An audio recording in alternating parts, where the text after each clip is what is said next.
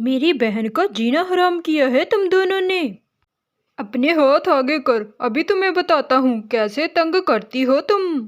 ये कहानी है टीना और मीना की, जिन्हें अपने सौतेले मामे का और सौतेली माँ का अत्याचार सहना पड़ता था। मामा जी, अब क्या हुआ? आप मेरी बहन को क्यों मार रहे हो?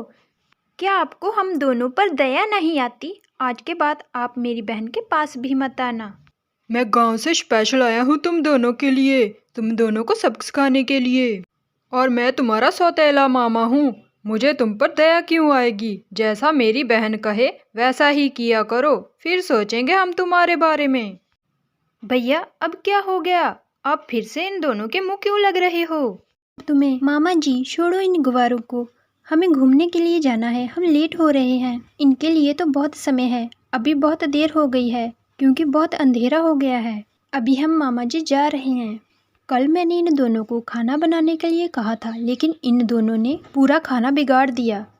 मेरा तो मन कर रहा था कि वही खाना इनके मुंह पर दे मारूं। मैं और मेरी बेटी जा रहे हैं, अगर पीछे से कोई गड़बड़ की तो देख लेना। अगर आगे से ऐसा किया तो तुम दोनों को उस पेड़ के ऊपर उल्टा लटका दूंगी। पूरी तरह से काम अच्छे से किया करो, नहीं तो मुझसे बुरा कोई नहीं होगा। निर्मला और पूजा दोनों ही चले जाते हैं। बहन, हमें तो खाना बनाना नहीं आता, तो माँ ऐसा क्यों करती है? वो हमें काम क्यों बताती है? क्योंकि वो हमें प्यार नहीं करती। अगर हमारी माँ होती तो वो हमें कभी नहीं मारती। देखो ना, वो अपनी बेटी को कितना प्यार करती है। अगर हम इस घर में रहे तो वो हमें ऐसे ही मारती रहेगी। हम इस घर से भाग जाते हैं।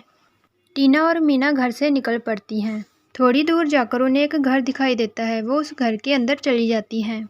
इस कमरे में तो जुगनू है, और ये कितना सुंदर कमरा है। ऐसा लग रहा है कि ये किसी छोटे आदमी का कमरा है, क्योंकि वो एक बौने का घर था। तो वो बौना उनकी बातें सुनकर उनके पास आता है। तुम दोनों को देखकर ऐसा लग रहा है कि जैसे तुम दोनों बहुत दुखी हो और मुझसे कोई मदद मांगने के लिए आई हो। लग रहे हो बढ़िया आदमी जैसे, लेकिन तुम इतने छोटे हो, ऐसा क्यों? क्योंकि मैं एक बौना हूँ और बौने ऐसे ही होते हैं। मेरी छोड़ो, तुम दोनों अपनी परेशानी बताओ, मैं तुम्हारी क्या मदद कर सकता हूँ। टीना और मीना ने पूरी बात बताई जो उनके साथ हुआ था।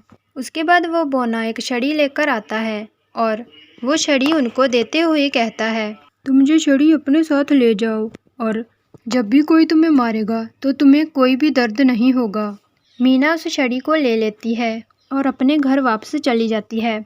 अगली सुबह टीना और मीना की सौतेली माँ किचन में आती है और देखती है कि अभी तक कोई भी काम नहीं हुआ था, ना ही खाना बना था, और मन में कहती है, इन दोनों ने तो अभी तक कुछ भी नहीं किया। ये तो बहुत ही ढीठ हो गई हैं, इनको तो सबक सिखाना पड़ेगा। वो लाठी लेकर मीना और टीना के पास आती है और टीना से कहती है, आज तो मैं तुम दोनों को छोड़ूंगी नहीं।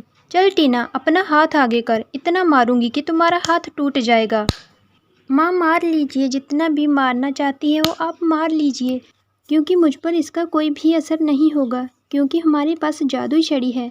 अब आप जितना भी मारोगी तो हमें दर्द नहीं होगा। तभी वहाँ पर पूजा भी आ जाती है और अपनी माँ से कहती है, माँ क्या हुआ? क्या ये दोनों आपका कहना नहीं मान रही? तो इन्हें जंगल में छोड़ आओ।